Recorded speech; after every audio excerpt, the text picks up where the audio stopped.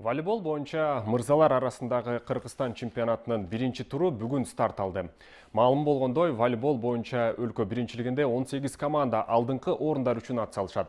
Ал эми жеңүүчүлөр волейбол федерациясынын календарлык планы боюнча ушул жылдын май айында 3-чү турдук оюндан соң белгилүү болот. Эсиңиздерде болсо, буга чейин кыз келиндер арасындагы өлкө биринчилигинин биринчи туру жыйынтыкталган. Турнир тууралуу Назгүл Уланбекова айтып берсин. Бүгін 4 февраль Кабаулы Кожомкул атындагы спорт сарайында мырзалар арасындагы Кыргызстан чемпионаты старт алды. Волейбол федерациясынын вице-президенти кабарлагандай, быйылкы турнирге 18 команда катышып, 2 лигага бөлүнөт. Улуттук лигада былтыр алгачкы 6 орунду ээлеген командаларга, жогорку лигада 1-2 орунду ээлеген командалар кошулат.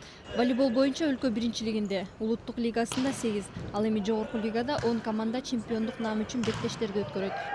Мына өзүңүздөр көрүп тургандай, мына биздин эркектер арасында чемпионат башталды. Мына бүгүнкү 4 февралдан ушу жуманын аягына чейин болот. Бул көрүп турган командалар, булар жогорку лигадагы командалар. 10 команда азыр мына быйылкы сезондо өзлөрүнүн оюндарын көрсөтүшөт. Булардыкы быйылкы чемпионат 3 тур менен өтөт. Мына азыр биринчи туру башталды. Анан ушу 3 турдун жыйынтыгы менен анан биз чемпиондорду аныктайбыз.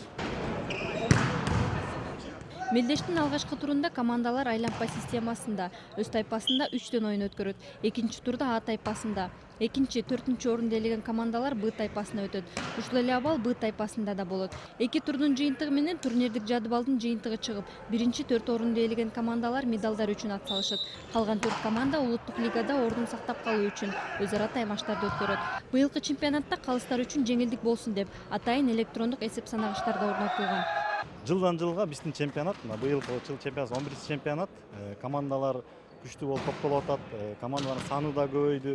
Өзүңүздөр көрүп атасыздар, мынакей жаңы орусча айтканда новшестволор пайда болду.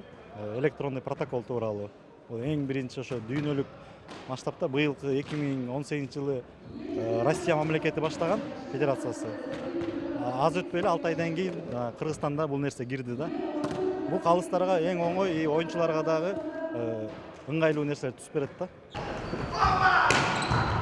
2018 жылдын өлкө чемпиондору болуп РМ командасы табылган. Быйылкы чемпиондук наамды ким алары чынында белгисиз. Анткени былтыркыга караганда быйыл атаандаштык күч. Бардык командалардын оюндары тууралуу КТРК спорт каналынын атайын чыгарылыш берүүсүнөн көрсөңүздөр болот. Назгүл Уланбекова, КТРК спорт, спорт сереп.